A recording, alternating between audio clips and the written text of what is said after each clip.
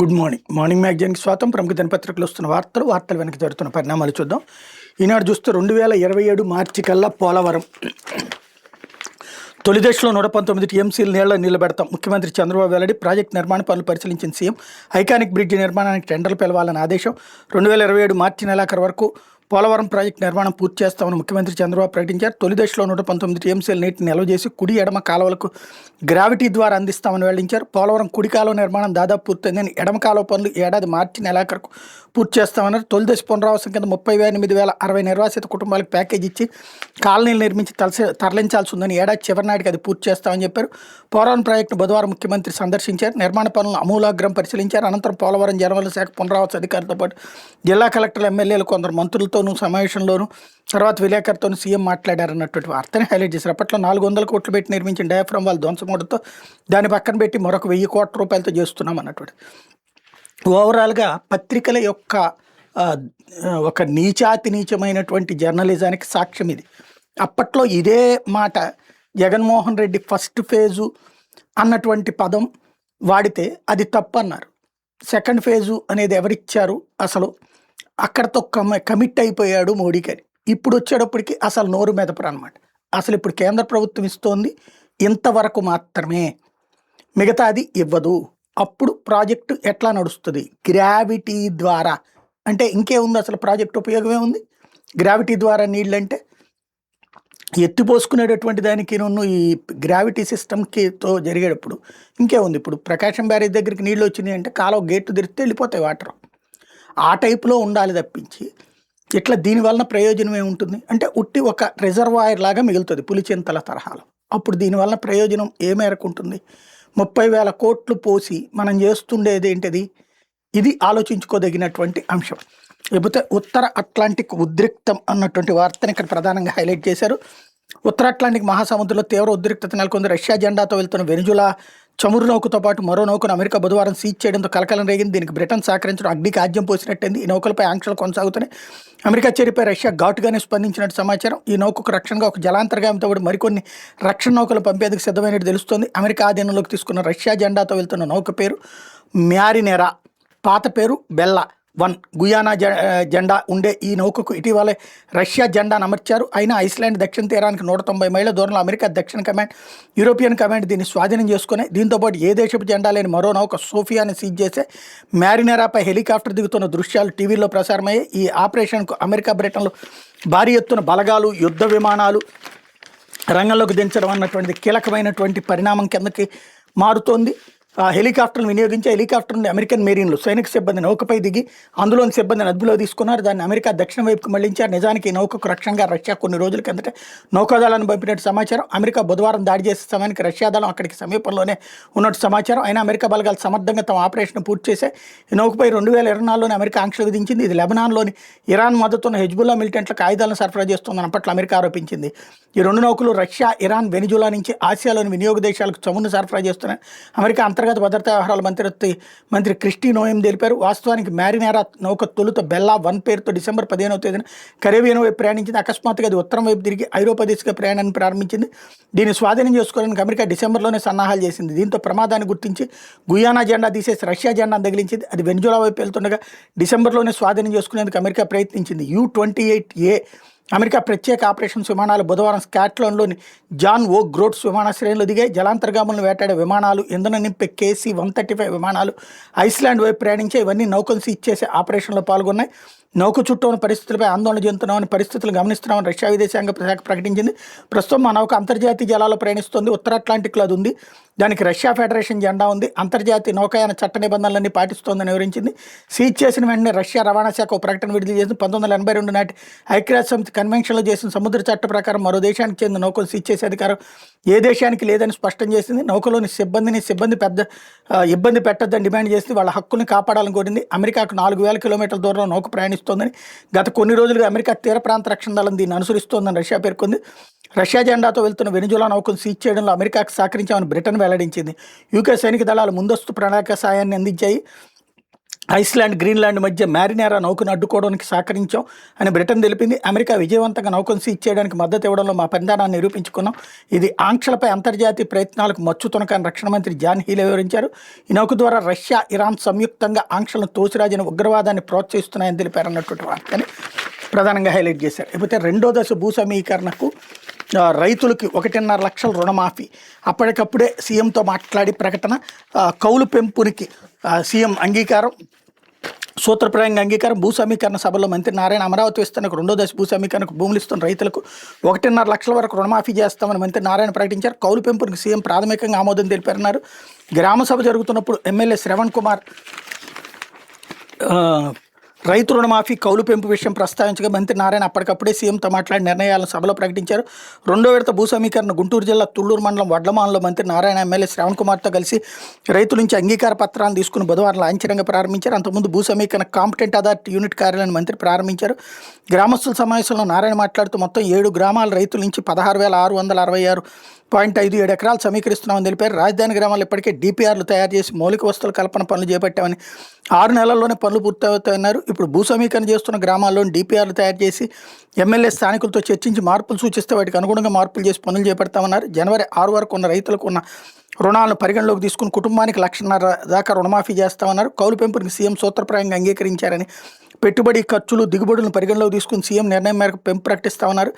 ఏ సమస్య ఉన్నా రైతులు నేరుగా వచ్చి చర్చించుకోవాలని, నిబంధనల మేరకు పరిష్కారానికి కృషి చేస్తామన్నారు. రైతు కూలీల పింఛన్ అమరావతిలో ఇస్తున్నట్టు ఎక్కడ అమలు చేస్తామని తెలిపారు. భూమి ఇచ్చేందుకు సమ్మతి తెలియజేస్తూ రైతులు మైనేని సత్యనారాయణ, సాయి తరుణ్, వడ్లమూడి శ్రీలక్ష్మి మంత్రి నారాయణకు ఫారం 1 సమ్మతి పత్రాలు ఇచ్చారు. అడగగానే సానుకూలంగా నిర్ణయం తీసుకున్నందుకు రైతుల తరపున మంత్రి నారాయణ సీఎం చంద్రబాబు కృతజ్ఞతలు తెలిపారు. సభలో ఎమ్మెల్యే తెనాలి శ్రవణ్ కుమార్ పాల్గొన్నారు. అసత్య ప్రచారాలను రైతులు నమ్మొద్దని ఆయన కోరారు. హరిశ్చంద్రపురంలో ఈనాం భూముల సమస్యను పరిష్కరించాలని మంత్రి నారాయణకు విజ్ఞప్తి చేశారు. రాజధాని నిర్మాణానికి భూ సమీకరణ కింద నెల రోజుల్లోపు 80% రైతులు భూములు ఇస్తే 3 నెలల్లో లేఅవుట్లు వేసి ప్లాట్లు ఇస్తామని మంత్రి నారాయణ ప్రకటించారు. రాజధాని గ్రామాల్లో కల్పించినట్టు ఇక్కడ మౌలిక వస్తువులు అభివృద్ధి చేస్తామని పేర్కొన్నారు.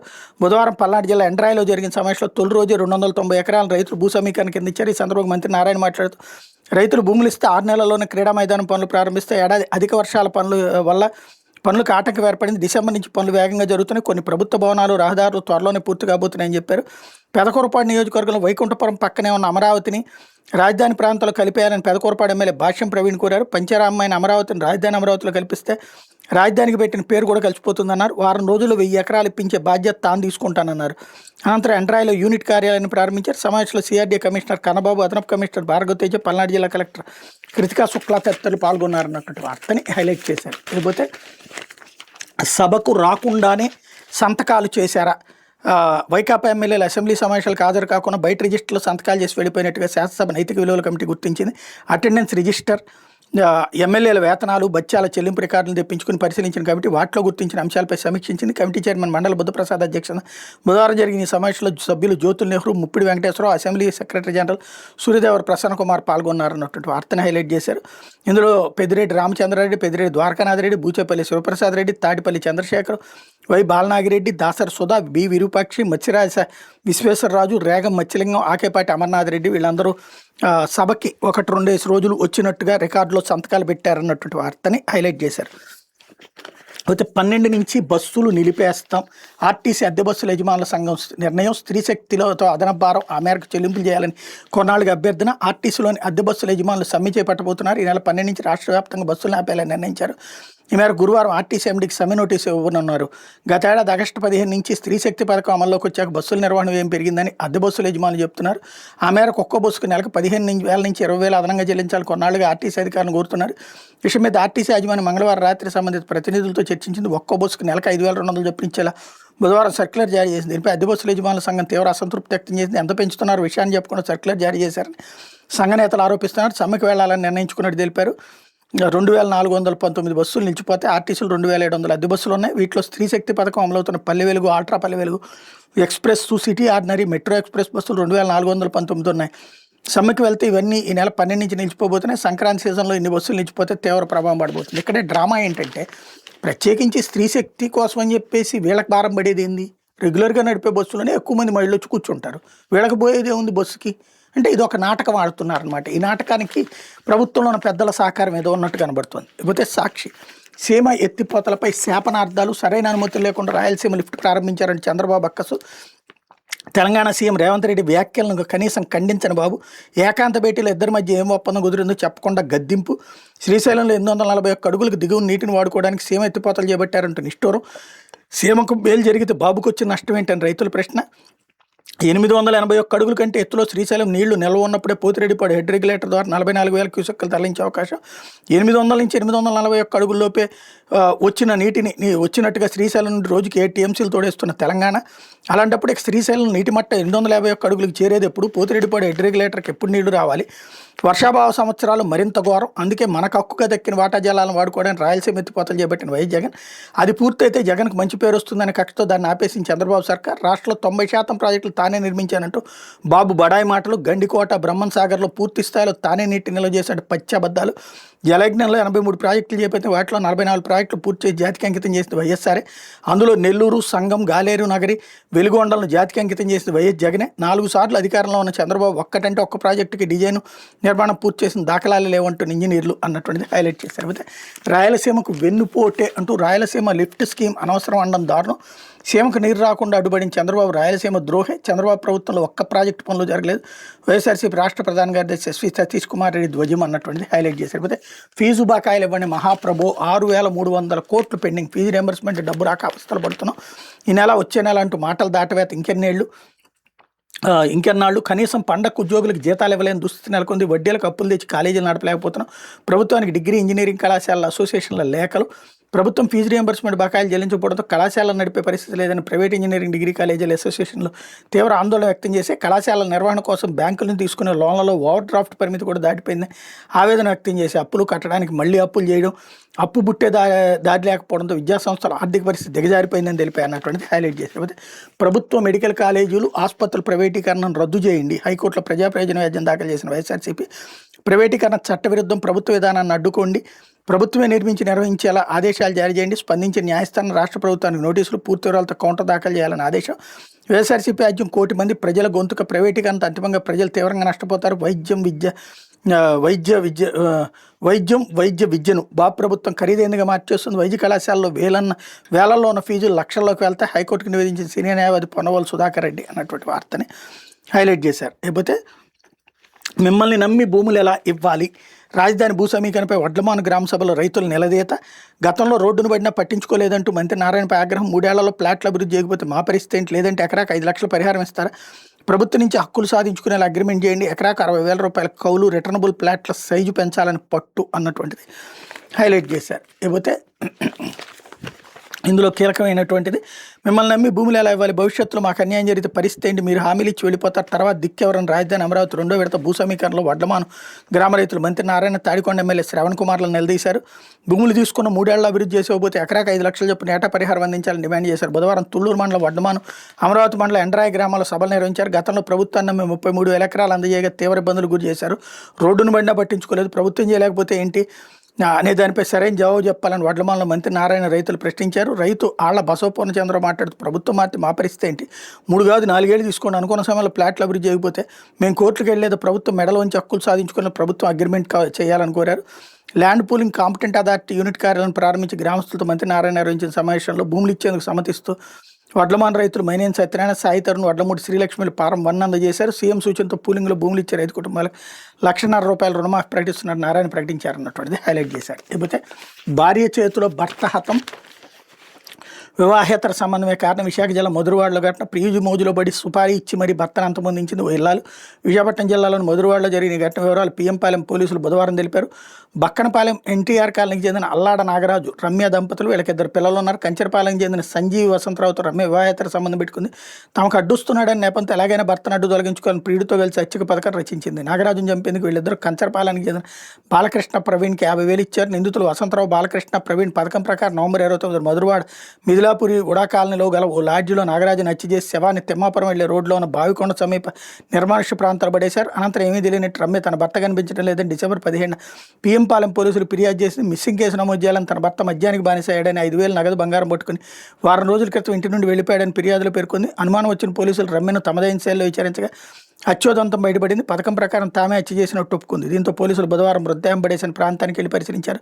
బాగా పాడైపోయిన మృతదేహాన్ని పోస్టుమార్టం నిమిత్తం కేజీహెచ్కి తరలించారు. కేసు నమోదు చేసి నిందితులు 4గురిని అరెస్ట్ చేసినట్టు పిఎంపాలెం సిఐ బాలకృష్ణ చెప్పారన్నటువంటి వార్తని హైలైట్ చేసింది. లేకపోతే విశాఖ తీరంలో క్షిపణి పరీక్ష అంటూ 11, 12, 13 తేదీలు నిర్వహించేందుకు రక్షణ శాఖ సన్నాహాలు. విశాఖపట్నం తీరం నుంచి నెల 12, 13 తేదీలు క్షిపణి పరీక్షకు రక్షణ శాఖ ఏర్పాటు చేస్తున్న సమాచారం. ఇందులో భాగంగా నోటీస్ టు ఎయిర్మెన్ నోటం జారీ చేసినట్టు తెలిపింది. బంగాళాఖాతం నుండి వెంబడి 500 కిలోమీటర్ల పరిధిలో 12వ తేదీ అర్ధరాత్రి 2 గంటల నుండి 13వ తేదీ ఉదయం 9 గంటల వరకు నోటం అమల్లో ఉంటుందని స్పష్టం చేసింది అన్నటువంటిది హైలైట్ చేశారు. లేకపోతే ఆంధ్రజ్యోతి రాజకీయాలు వద్దు అంటూ నదీ జలాలపై ఇచ్చిపుచ్చుకునే ధోరణి ఉండాలి, భావోద్వేగాలతో ఆటలు సరికాదు, తెలంగాణకు సీఎం చంద్రబాబు హితవు, గోదావరిలో పుష్కలంగా జలాలు, దేవాదులను విస్తరిస్తే కాదంటామా, గతంలో కాళేశ్వరాన్ని అడ్డుకున్నామా, కానీ పోలవరంపై రాజకీయమా, నీటి విషయంలో రాజకీయాలు చేయొద్దంటూ తెలంగాణ ముఖ్యమంత్రి చంద్రబాబు గారు ప్రజా ప్రయోజనాల కోసం రాజకీయం చేయాలి, అంతేగాని రాజకీయాల కోసం రాజకీయం కాదు, రాజకీయ నేతలు పోటీలు పడి మాట్లాడొద్దని ఆయన హితవు పలికారన్నటువంటిది హైలైట్ చేశారు. పీపీపై ఎన్ని వ్యాజ్యాలు వేస్తారు, పెండింగ్లో ఉన్న పిల్లు వైసీపీ కార్యకర్త ఈ విషయాన్ని ఖచ్చితంగా చెప్పగలరు, పార్టీ తరపున మరో పిల్లు అవసరమైంది, సీనియర్ న్యాయవాదిని నిలదీసిన హైకోర్టు గత పిల్తో జడ్జి చేయాలని ధర్మాసనానికి లేళ్ల తరపు న్యాయవాది పదే అభ్యర్థన, కౌంటర్ వేయాలని ప్రభుత్వానికి హైకోర్టు ఆదేశం. పీపీపీ కాలేజీలు ప్రభుత్వ ఆధీనంలోనే, ఇందులో రోగులకు ఉచిత రాయితీపై చికిత్స విధానం గుజరాత్లో విజయవంతమైంది, దీన్ని అమలు చేయడం అనేది రాష్ట్రాల నిర్ణయమే. ఎన్ఎంసీ నిబంధన సెక్షన్ 8కి సవరణ చేశాం. వైద్య కళాశాలల ఏర్పాటు, కార్పొరేట్కి ఛాన్స్, కౌన్సిలింగ్లో జాప్యం జరగకుండా చర్యలు, ఎన్ఎంసీ చైర్మన్ అభిజాత్ సేద్ స్పష్టీకరణ అన్నటువంటిది హైలైట్ చేశారు. లేకపోతే వైసీపీ ఎమ్మెల్యేలను ఏం చేద్దాం, అసెంబ్లీ రాకుండా వేతనం డిఏలు పొందడం ఏంటి, నోటీసులు ఇచ్చి కమిటీ ముందుకు పిలిపించాలి జ్యోతుల, ప్రజాప్రాయం కూడా తీసుకునే ఓ నిర్ణయానికి బుద్ధప్రసాద్, అసెంబ్లీకి వైసీపీ ఎమ్మెల్యేల గైర్హాజరుపై ఎథిక్స్ కమిటీలో చర్చ అన్నటువంటిది హైలైట్ చేశారు. లేకపోతే పండగ కోడికి కార్పొరేట్ కళ, కృష్ణా ఏలూరు సరిహద్దుల్లో హైటెక్ బరి, అద్దాలు ఏసీలతో నిండిన ప్రత్యేక గ్యాలరీలు, వారధి పేరిట శుభలేఖల ఆహ్వాన పత్రికలు, పాసులు ఇస్తూ రారుండాయంటూ పిలుపులు, విస్తీర్ణం 28 ఎకరాలు, 7 ఎకరాల్లో పార్కింగ్, రోజుకి 40 పందాలు, 5 లక్షల నుంచి కోటి వరకు బెట్టింగ్, వీఐపీలకు మహారాజా ఆతిథ్యం, రక్షణగా బౌన్సర్లు, అక్కడికే విందు భోజనాలు అందించే ఏర్పాట్లు, బహుమతులకు కార్లు ఇస్తామంటూ ప్రకటనలు, సంక్రాంతి కోసం కోడి రెడీ అవుతోంది, కార్పొరేట్లకు జోడిస్తూ కృష్ణా ఏలూరు జిల్లాల గన్నవరం నూజివీడు సరిహద్దులో హైటెక్ బరిని సిద్ధం చేస్తున్నారు. పూర్తిగా అద్దాలు వేసి వీఐపీ గ్యాలరీలు, పెళ్లి శుభలేఖ అంత అందంగా ఆహ్వాన పత్రికలు, రండి దయచేయండి అంటూ స్వయంగా పిలుపులు, గెలిస్తే కాలు బహుమతులు ఇస్తామని ప్రకటనలు, వెరసి కోడి కోతను మోతెక్కించేందుకు నిర్వాహకులు అన్ని అంగులతో సిద్ధమవుతున్నారు. నీతి నియమం లేని నీచాతి నీచ జర్నలిజం అంటే ఇదే. ఇట్లాంటి దాంట్లోనే కొంచెం event, corporate style of event అప్పట్లో కొడాలి నాని చేశాడు గుడివాళ్ళు, దాన్ని రచ్చ చేసి డబ్బులకు అమ్ముకున్నాడు అది ఇది అని చెప్పి, ఇక్కడేమో ఇదేదో గొప్పగా ప్రొజెక్ట్ చేస్తున్నాడు. అంటే మనోడు చేస్తే ఏదైనా సరే శృంగారం, ఎదురోడు ఏం చేసినా సరే వ్యభిచారం, పెళ్ళంతో కాపురం చేసిన అన్నట్టుంది వీళ్ళ నీచాతి జర్నలిజానికి సజీవ సాక్ష్యం ఇది. లేకపోతే అమెరికా లేకుంటే నాటోకు ఎవరు భయపడరు, రష్యా చైనా భయపడేది ఒక్క అమెరికాకే. నేను జోక్యం చేసుకోకుండా ఉక్రెయిన్ ఇప్పటికే రష్యా వశమైపు ఉండేది, ఒంటి చేత్తో 8 యుద్ధాలు ఆపి అయినా నార్వే నాకు నోబెల్ బహుమతి నిరాకరించి మూర్ఖంగా వ్యవహరించింది ట్రంప్. గ్రీన్లాండ్ జోలికి వెళ్తే నాటో మొక్కలేనన్న యూరప్ దేశాలకు కౌంటర్. అలాగే కొందామా కొట్టేద్దాం గ్రీన్లాండ్పై ట్రంప్ కుతంత్రం, పారిపోవడానికి కమేనీ ప్లాన్, కుటుంబంతో సహా రష్యా వెళ్ళిపోవడానికి ఇప్పటికే ప్రణాళిక, రష్యా చమురు ట్యాంకర్ను స్వాధీనం చేసుకున్న అమెరికా అన్నటువంటి వార్తని ఇక్కడ ప్రధానంగా హైలైట్ చేశారు. లేకపోతే జగన్ హయాంలోని సీమ ఎత్తిపోతలపై స్టీల్ ప్లాంట్ భూములను ఇతర అవసరాలకు కేటాయించేది లేదు, విశాఖలో మీడియాతో మంత్రి లోకేష్ అన్నటువంటి వార్తని హైలైట్ చేశారు. లేకపోతే అమరావతికి చట్టబద్ధత కల్పించండి, బడ్జెట్ సమావేశాల్లోనే బిల్లు ఆమోదించండి, అమిత్ షాకి సీఎం చంద్రబాబు విజ్ఞప్తి, రాజధాని అమరావతి కేంద్రం చట్టబద్ధత కల్పించేందుకు ఈ బడ్జెట్ సమావేశాల్లోనే పార్లమెంట్లో బిల్లు ప్రవేశపెట్టాలని కేంద్ర మంత్రిని అమిత్ షాని సీఎం చంద్రబాబు కోరారు. 2024 నుంచి ఏపీకి రాజధానిగా అమరావతి నిర్ణయించాలని కోరారు. దీనివల్ల రాజధానిలో పెట్టుబడి పెట్టేవాడికి భరోసా కలుగుతుందని చెప్పి రానున్న కేంద్ర బడ్జెట్లో ఏపీకి ఆర్థిక మద్దతు ఇవ్వాలని, పలు అభివృద్ధి ప్రాజెక్టులకు నిధులు మంజూరు చేయాలని కోరారు. కేంద్ర ప్రాయోజిత పథకాల్లో రాష్ట్రానికి వాటా పెంచాలని, గృహ నిర్మాణం, రహదారులు, రైల్వే ప్రాజెక్టులో ప్రాధాన్యం ఇవ్వాలని అభ్యర్థించారు. రెవెన్యూ లోటు భర్తీ చేసేందుకు కేంద్రం తగిన చర్యలు తీసుకోవాలన్నారు అన్నటువంటి వార్తని హైలైట్ చేశారు. లేకపోతే 10 ఏళ్లలో ఎంపీల ఆస్తులు డబుల్, 110% పెరిగిన 102 మంది ఎంపీల ఆస్తులు, 124 కోట్ల సంపాదనతో టాప్ 3లో వైసీపీ ఎంపీ మిథున్ రెడ్డి. కేంద్ర మంత్రి సిఆర్ పాటిల్ ఆస్తుల తగ్గుదల, ఏడీఆర్ నివేదికలు వెల్లడి, గత 3 సార్లు గెలిచిన ఎంపీల ఆస్తుల విశ్లేషణ అన్నటువంటి వార్తని హైలైట్ చేశారు. ఇది దినపత్రికలో వచ్చిన వార్తలు వెనకాల జరుగుతున్నటువంటి పరిణామాలు.